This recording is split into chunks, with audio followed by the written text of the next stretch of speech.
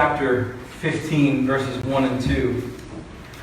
It says, "Now the tax collectors and sinners were all drawing near him.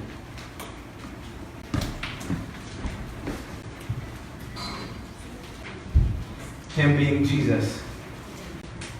And the Pharisees and the scribes grumbled, saying, 'This man receives sinners and eats with them.'" Jesus hanging out with sinners. Religious people looking at Jesus and criticizing, grumbling, saying, "This man eats with sinners." It never ceases to amaze me that the Pharisees, the religious people of Jesus' day, they couldn't get it.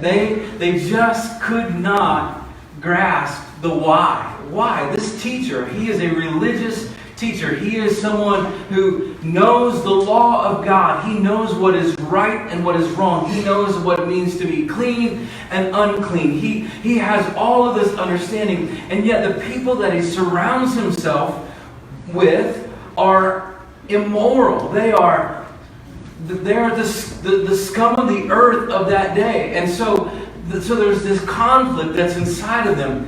And they assume that his choice of company represents his own lack of conviction and lack of moral compass. They make judgments on him based on who he hangs out with.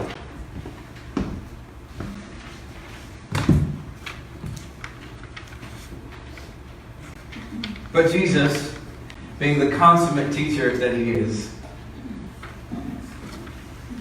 says, I want you to understand the why behind why I'm hanging out with these people. In this chapter, in Luke chapter 15, he breaks down, he gives 3 specific stories of misplaced things in an effort to help the Pharisees and the scribes understand why he was spending time with sinners. In short, these people that he's hanging out with, they're lost. They're misplaced. And Jesus' purpose in coming was to find them. To find the misplaced ones. Earlier in Luke chapter 10, I may have those verses, the chapter and the verses wrong. I think it's Luke 10:19 rather than Luke 19:10. You can double check me on that. I know at least that he says this: I came to seek and save that which was lost. Jesus' purpose in coming was to find that which was misplaced. You ever heard people testify, tell about their conversion experience? And I found the Lord. I found Jesus when I was however old. I get what they're trying to say is that they stepped into a relationship. They stepped into that place of walking and following him, but God was never lost. Jesus was never misplaced. We were the ones that were misplaced. We were the ones that were lost. Now, I've shared this with you before. One of my greatest pet peeves, there's 2 things that I hate most in life. The thing that annoys me to no end. It's traffic and misplacing things. Those things get my goat worse than anything else in the world is being stuck in a traffic jam or slow drivers. I know the Lord's working on me on that. And losing things. And I don't know that he's working on me on this because I continuously lose things. I lose checks, I lose keys, I lose clothes,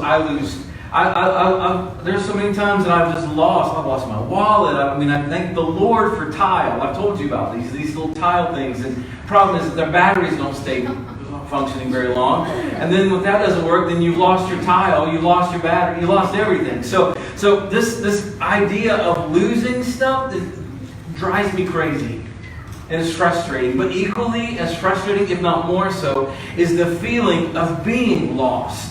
Or the feeling of being misplaced. You ever felt that? Like where am I? I don't know my surroundings. I don't know my bearings. I feel kind of helpless. I feel kind of hopeless. I just have no clue where I'm supposed to be or what I'm supposed to be doing. And at some point in all of our lives, we have experienced the frustration of being misplaced. Not knowing what our purpose is. Not knowing what to do next. Not knowing where to go from here. What to do.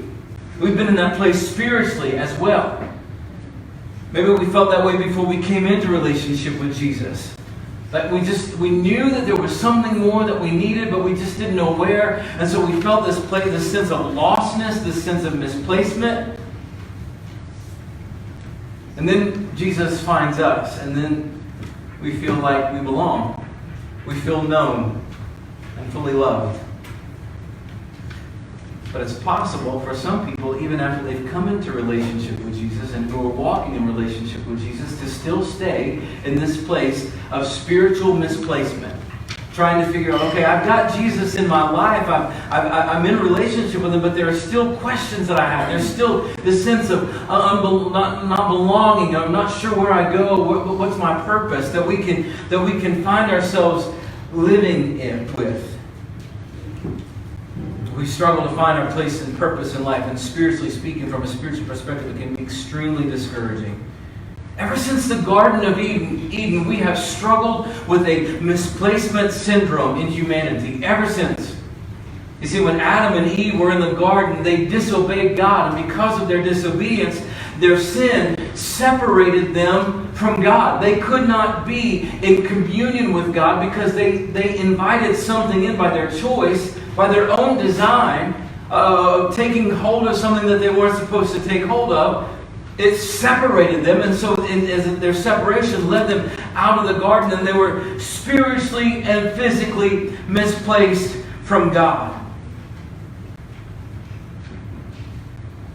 Until Jesus came, humanity wandered in this place of spiritual misplacement, trying their hardest to get back to their rightful place with God, knowing that there was a better place to live. There was a better life that's there for me, but I can't figure out how to do it. And so we come up with religious acts and worship, ways of worship, and these are the things that we've got to do to try to get on God's good side.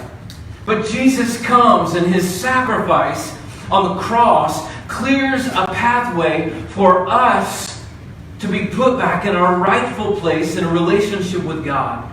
Because Jesus understands the frustration that comes with misplacement. He understands that we all need to know where we belong, that we have a place, and we need to know that we ultimately have a place with God. And He promises over in John chapter 14 that when He left, He was going away to do what? He was going to prepare a place. In my Father's house are many rooms. If it weren't so, would I have told you that I go to prepare a place for you? And if I go prepare a place for you, I will come again and take you to myself, that where I am, you may be also. There is a place for us. And Jesus, for all eternity, is preparing an eternal spiritual place for us to live. But He knows that it's a big deal to us as flesh creation to know what our place is.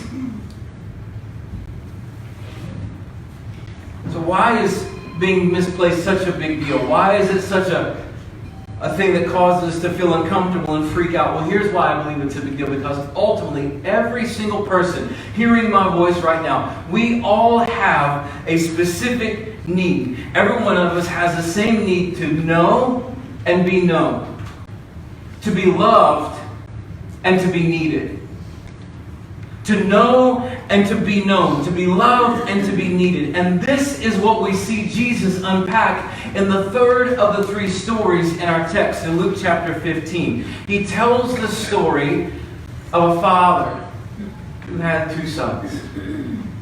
One son, Luke 15:11 says it this way. And he said, there was a man who had two sons, and the younger of them said to his father, Father, give me the share of property that is coming to me. And he divided his property between them. And as the story progresses, this younger son takes his inheritance before dad is dead. He goes off into a faraway place, and he lives out, spending out all of his inheritance. So much so that he finds himself with no money, nothing to hold on to.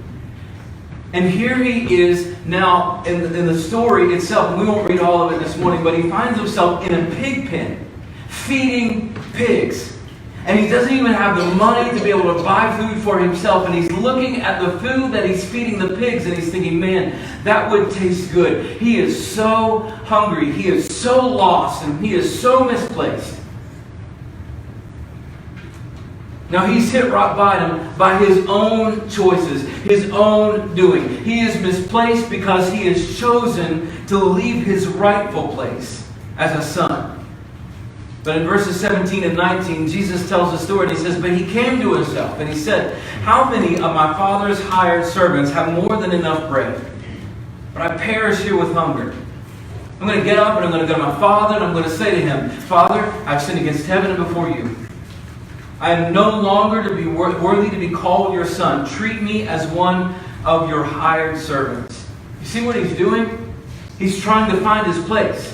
He recognizes or he believes that he can never go back to the place that he was as a son. But he's hoping that he can propose to his father, that his father might be able to create a new place for him in his household, the place of a slave or a servant. And he recognizes that if he can just be there, at least he will be known and he will know other people and he'll be needed. And maybe being close to his father, he'll feel the father's love for him again. It's a beautiful story because he goes home and he says exactly what he's planned to say to his dad. But the reception that he gets from his father is not the reception that he expected to get.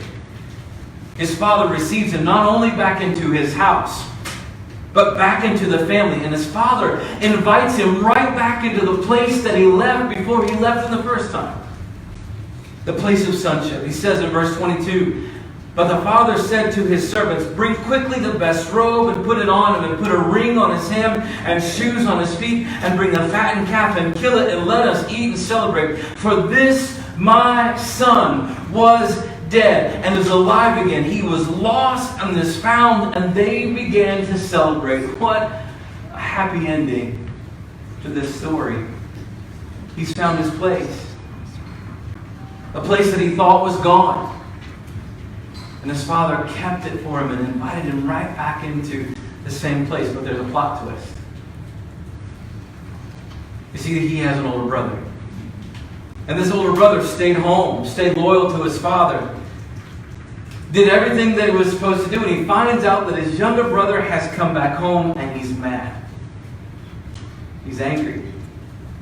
So the father comes out to the older brother and he invites him to come in to the celebration for his younger brother.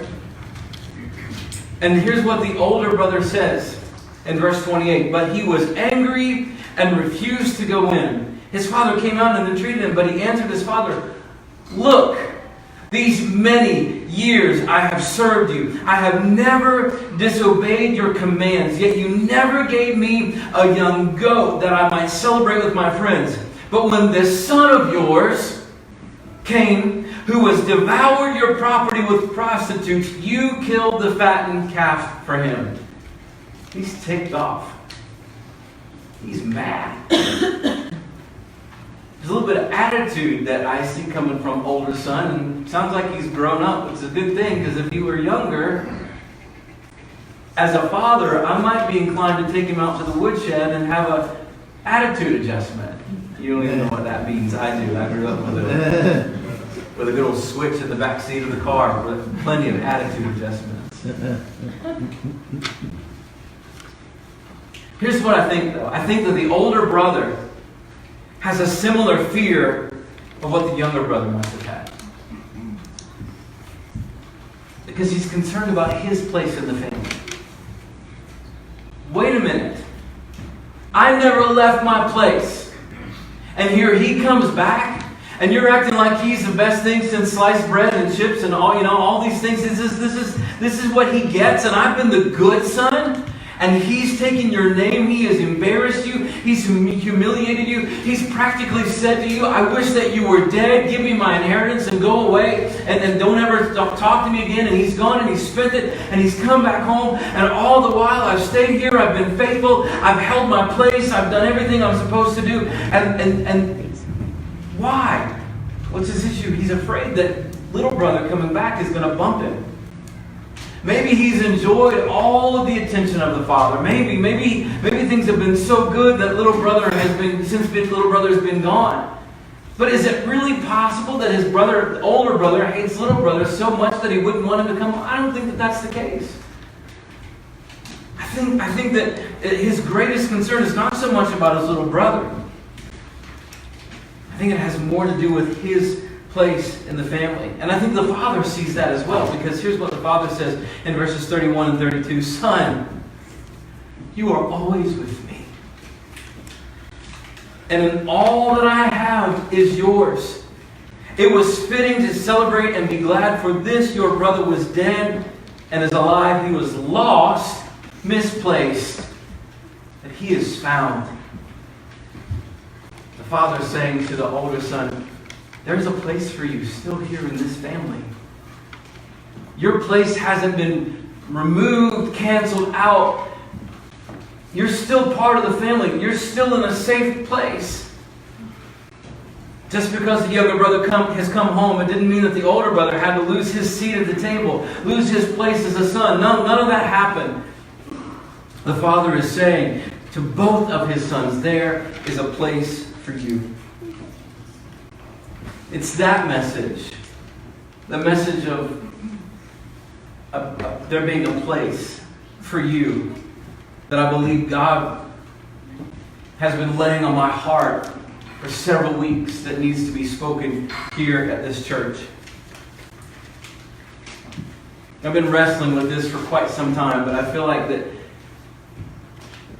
in all of the wrestling, I've heard him very clearly say, you need to declare there is a place for you here. Let's talk kind of practically. Let's kind of take it, the focus we've been talking from Scripture, let's let it speak to us for a few minutes. We've got a great group of people that gather here on Sunday mornings. I love coming and worshiping here. I'm going to talk for a minute about some people that aren't in the room because they're in the other room. And I know you can hear me. But I'm not calling you out. I just want you to hear me this morning and say that it breaks my heart that we have people who come that feel like that they can't come in here for whatever reason. Maybe it's personal preference. Maybe it's, well, there's just not enough room. I don't know what your reason is for not coming over here to the other side. But I'm going to tell you, as a shepherd, as a pastor, I want you to be part of the family. And there are people in this room here that want you to be part of the family. Now, sometimes people come because it's crowded over here. They don't want to come in for whatever reason. But I want to say to those of you sitting on the cafe side this morning, though I can't see your face, and I know you hear my voice, there is a place for you in this family. We want you to be part of our family.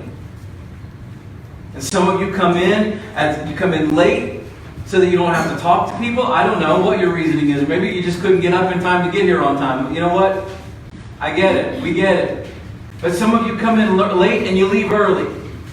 And there's no opportunity for anyone to know you or for you to know the people that are part of this body. Some of you sitting here in this room, you come, but you skate in here at the last minute, and then you leave as soon as we say amen, because being known and knowing can be a bit intimidating and a bit uncomfortable, but the reality is that you have this need. We all have this need to know and to be known, to be loved and to be needed.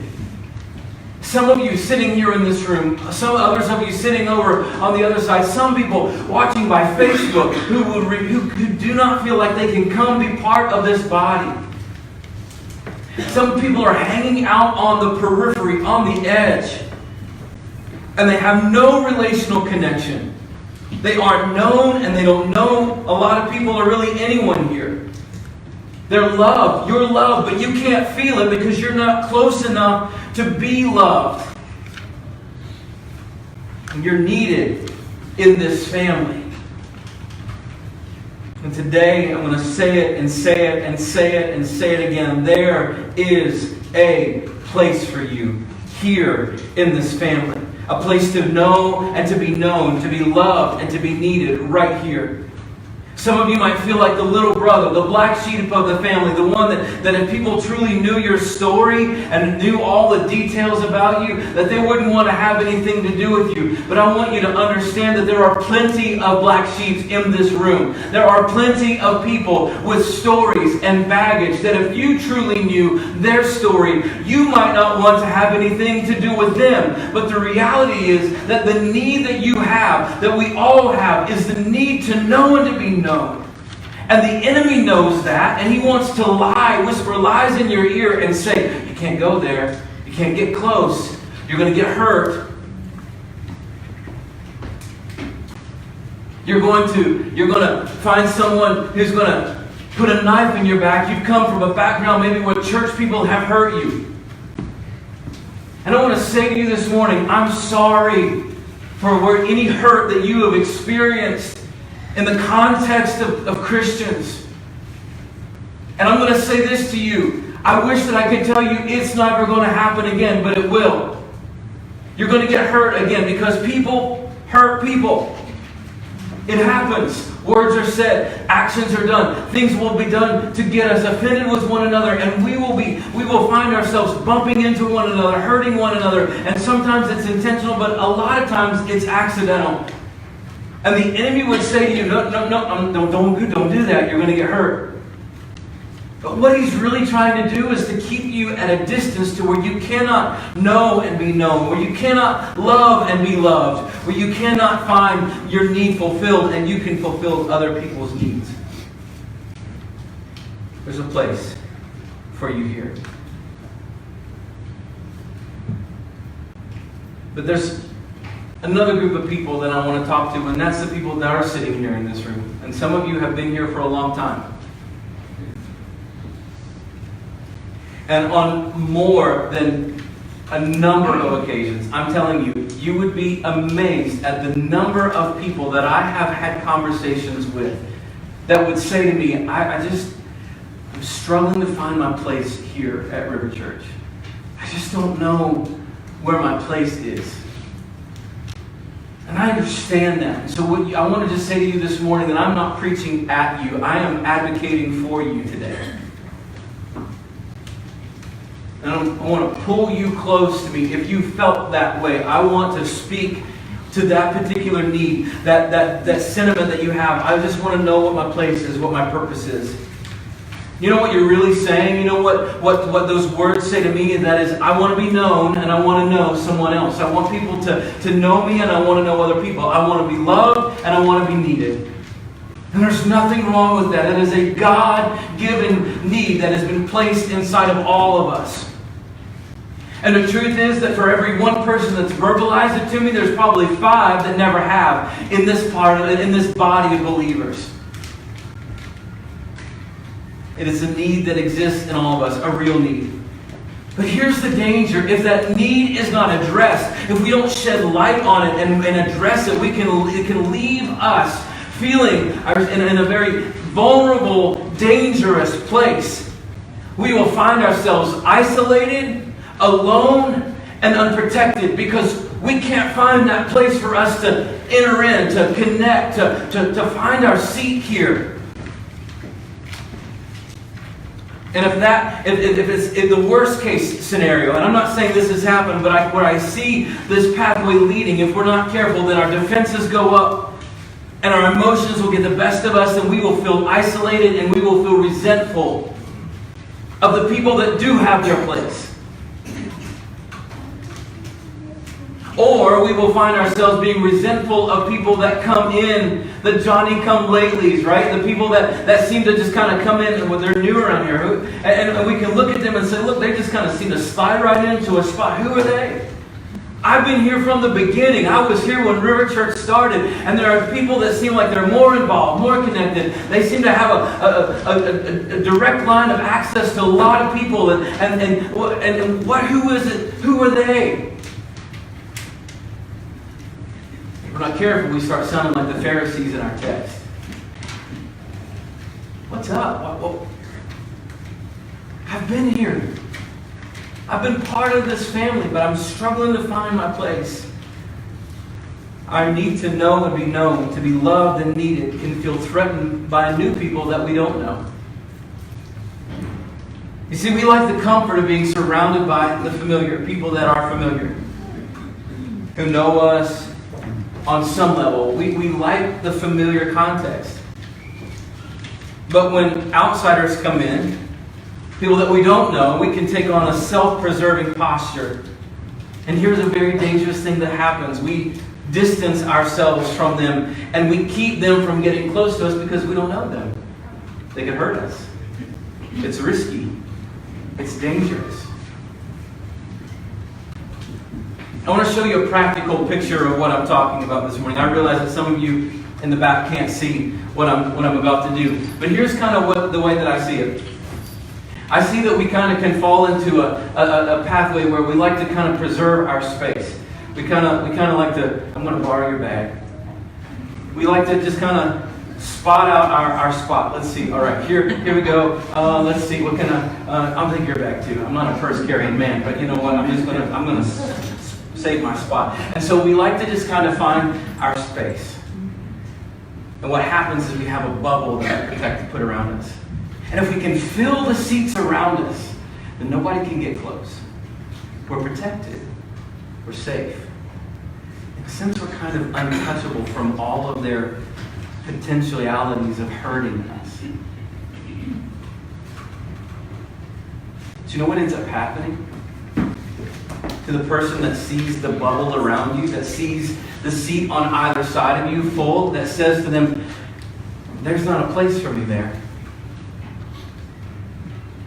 I want to know and be known. I want to love and be loved. I want to be needed, but there's no seat available. They're so insulated. They're so protected. They're so distanced. And so, you know what? I'll just go sit somewhere else, or I just won't even come close at all.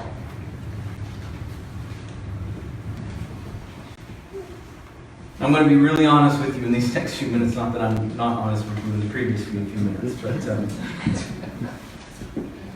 the Lord's been really, really pressing this point home hard in my heart.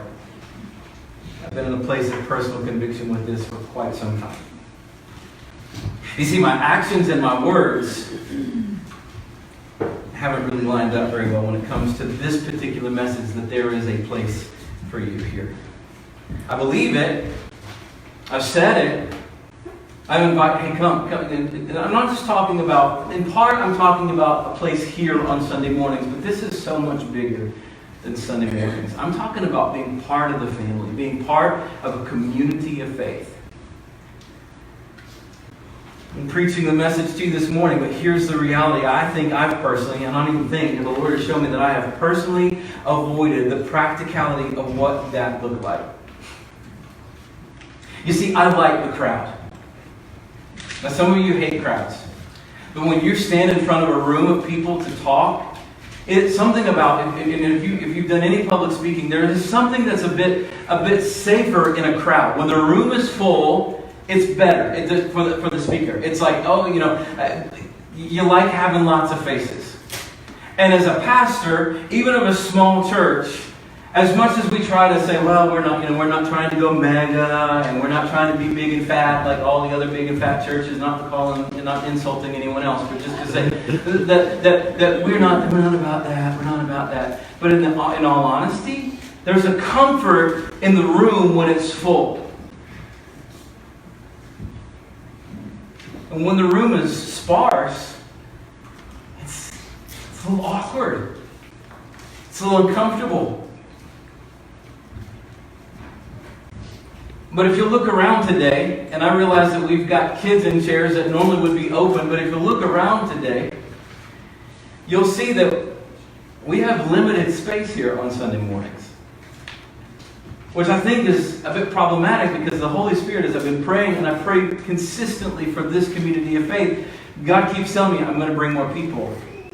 I'm going to bring more people. There's more people that are coming. And there are going to be people that need what this family has to offer. I'm going to bring more people. And I say, well, where are they going to go? Because we can't knock down walls. We can't buy property and build, and I don't want to do that in the first place. We've talked about trying to set up a video feed over on the other side, but that hasn't happened. There's a brick wall that we have to get through, and none of us seem to be smart enough to figure out how to make that happen to get it. So we've talked about how are we going to take care of more people? How are we going to invite more people into our family? When we already don't have many open seats, and any open seats that we do can so easily be filled by our stuff because we're trying to protect ourselves. And here's the thing, I haven't wanted to do anything to mess this up. Because this feels so good right now. I love this. I love the Sunday morning gathering. I love the crowded room. I don't want to break up the crowd. Here's what I feel like the Holy Spirit is saying to me. The failure to do something to make a place for more people communicates a message that we don't want to communicate. It says, there's not a place for you here. Sorry, there's no room for you to come in and be part of our family. Because we're not really making space for you. And I don't want to communicate that. It says we like our little group, our small crowd, and we're not comfortable making more room for you or moving our stuff so you can be part of our family, so that you can find a place to sit with us, not just on Sunday morning, but in doing life together. So I believe the time has come for us here at RiverChurch to make some space for more people, to make room for more people. To say with our actions, not just our words, there is a place for you here. So beginning the first Sunday in April, we're going to open up 2 times of worship here on Sunday morning. One at 9 and one at 11. Now there are a lot of wrinkles that we need to work out. A lot of details that we've got to figure out. And we'll be talking about that over the next couple of weeks. I sat with the shepherding team last Sunday and I shared the heart of this with them. And so we're going to work all those details out. But I wanted you to understand what this has to do with a message that there is a place for you. I felt like we needed to do this for a long time. But I've also been afraid that it's going to take away our ability to say, well, we're a small church, or we like the kind of the badge that we like to hold on. And some of you seem to, I can already see that there's like this oh no. It's okay. It's okay. Because if you're not comfortable with making more room for more people, then this isn't the place that you need to be. I don't want to lose anybody. It's your family. But the family that says, you know what? It's us 4 and no more. It's not really a family, it's a clique. Amen. And Jesus didn't call us to be a clique. He called us to be a church. He called us to tell people that we wouldn't necessarily want to have anything to do with, hey, you can come sit with us. They may not smell like we smell. They may not look like we look. They may not do what we do. They may not believe what we believe. But we can make space for them so that they can come. Not so that we can make ourselves more palatable to them. No, but so that they can come and they can hear and experience the overwhelming love of Jesus, the truth of the gospel of Jesus in a context that doesn't crowd them out, but says, hey, you are known and you can know other people. You are loved and you can love other people. You can be needed and you can fulfill a need. And your needs can be met. And that's really what this is about. Offering 2 worship gatherings makes it possible for more people to come, to be part of our worship gatherings, to be encouraged by the Word. It'll mean that we have 2 smaller gatherings, which will be better for you and not so great for me, because like I told you, I like the full room. But I would rather have a smaller gathering of people that we can pray together, we can worship together, and then you have time for someone to truly spend time with you, to pray with you, and to talk with you, and to minister to your needs. It offers more opportunities for smaller groups of people to be prayed for, ministered to in our gathering. It creates space for you to come before a gathering or say after a gathering and to connect with others. We have a blessing that a lot of other churches don't have. We have a full-on coffee shop. We have a space that you can sit and you can gather. I mean, I know they have foyers and much larger, prettier places, but we've got that too. And we've got an opportunity for you to sit and actually spend time with people. The coffee here on Sunday morning is free, so it's not a cost of anything except your time to sit and to be able to communicate with people, to get to know people, so you have an opportunity to come before service. And it's going to be noisy. It's going to be a bit uncomfortable. We'll have to close the doors. We'll have to make sure that sound is on this side so that you can talk over on that side. But then we'll switch up so that you're able to come and be part of the worship here. And then and if you're in here on the first service, and you can go spend time with others on the other side. Here's what it's doing. It's creating space to know and to be known, to love and to be loved, and to be able to have your needs met and to be able to meet other people's needs. By taking the step, we're saying there's a place for you to be loved, cared for, not just spectators in a gathering space, but a family spending quality time together in worship, in word, and in fellowship. I want to speak to you quickly about the aspect of being needed. Offering 2 worship services offers us more opportunities for discipleship. And that's where I truly believe that the Holy Spirit wants to take this body to a place that we are disciples who make disciples. I've said this on a number of occasions, and you're going to keep hearing me say this, that we have been called to invite others to follow us as we follow Jesus. Come follow me as I follow Christ.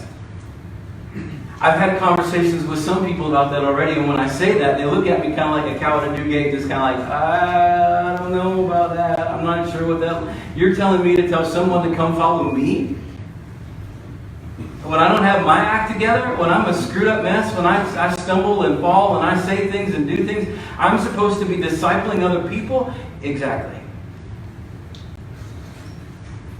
But that's hard. It's awkward. But when we create the opportunity here in this context, we create in-house opportunities. These are not to scratch the full itch for you, but to at least give you an opportunity to see what it's like, to say, hey, let's do something together. Let's disciple people together. We create a space that an invitation for discipleship can happen more easily. I'm going to give you an example. We presently have 4 couples who disciple our kids on Sunday mornings. Megan, I want you to stand, will you? Alex is not here, but Megan and Alex are on our shepherding team.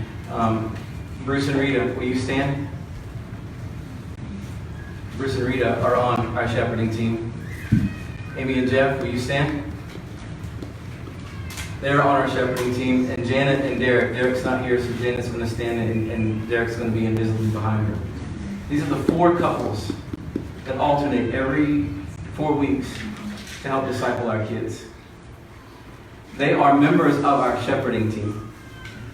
They're leaders in this church. And I love the fact that they're up there with our kids, but they have other things that they also have been called to do and are part of. In particular, I have one who not only spends a week with kids, but also spends a week helping out in the nursery, and sometimes is doing it back to back. I've had lots of conversations with my sister here about, hey, where are you getting your nourishment? Because she'll do what she has to do to make sure that our kids are fed, our youth are fed, our babies are fed spiritually. You guys can sit down. Thank you for serving our kids. Yeah, that's good.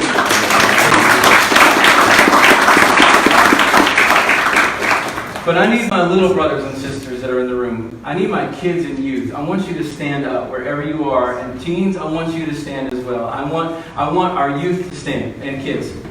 You can't see some of them because they're so short. You should look around. If you have to strain a bit to look and see. And there's even more on the other side. At least one is on the other side. And there's one in the back helping in the nursery.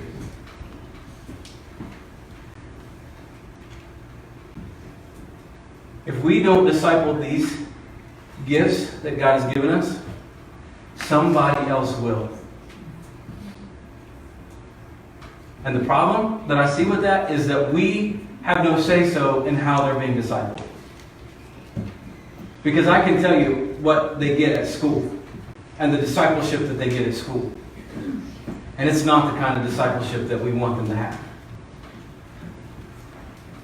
And so we have an opportunity to disciple our children. Now listen to me, this is to all of us, parents and to potential workers today, to potential volunteers. It is not RiverChurch's job. It's not the job of these 4 couples or anyone else to disciple your kids on their own. It is our job to come along and to reinforce what you are doing at home as parents.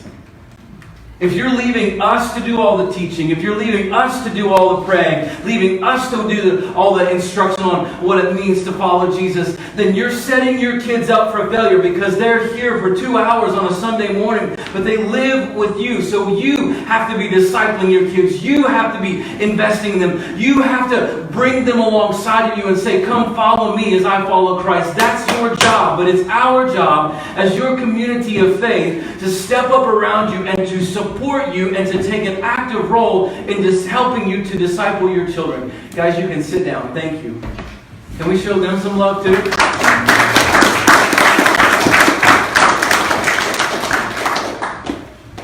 When I sat with the shepherding team last week, I initially had planned to only offer discipleship opportunities for kids in one service, not both. And the Lord really convicted me about that this week. He said, did they not deserve the same opportunities to be discipled as the adults do? And discipleship for our kids needs to look more than just one couple being with our kids every 4 weeks. Because discipleship happens in relationship. Discipleship happens in the opportunity of knowing and being known, of loving and being loved, in serving and in ministry together.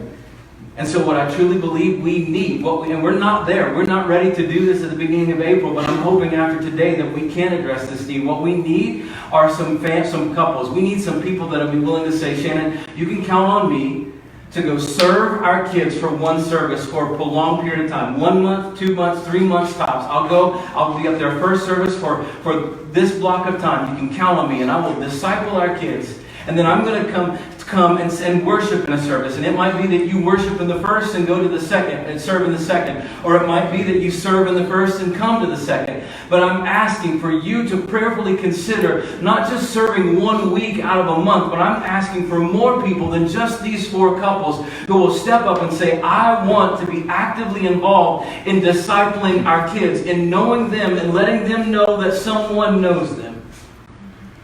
And after that window of time, we give someone else an opportunity to serve and disciple our children. They are worth it. This is what we as a community of faith have been called to do, to raise up and to disciple all of our family members. And as we do this, and there are other ministry opportunities, we need more than one person, Chris, to sit over here and run sound on Sunday morning. Even though he says he loves it, he's afraid of anybody else touching it because it's already such a sketch system in the first place. But if there is a relationship that is built between Chris and some other brothers or sisters in the faith, and he can say, hey, come follow me as I follow Christ, and don't touch that button, then we're creating discipleship opportunities. We have more opportunities for people to stand at the front door and to welcome guests and visitors in. And right now we have Jamie and Jamie. Anybody else that's greeting on Sunday morning? Janet. Okay, so we got people multitasking. You can say hello. That's a discipleship opportunity. It's a ministry opportunity. It's an opportunity to know and be known, to love and to be loved, to need and be needed. Big step for us, and one in all honesty that I've struggled to take. I've been more nervous about this sermon, not because of the 2 services, because if that's going to make people mad, then my goodness, you got bigger issues than we can deal with in this time. But my biggest concern is that we would come to this time and that some of you who have been living on the periphery would stay living on the periphery. Some of you that are more comfortable staying disconnected from the body would stay disconnected. He's calling you close. He's calling this community of faith to make space and to say to our city and to the people around us, there is a place for you here. That's God's message to us as a body. And that's our message to the city, to one another. And what He wants you to hear this morning, there is a place for you here. Right here.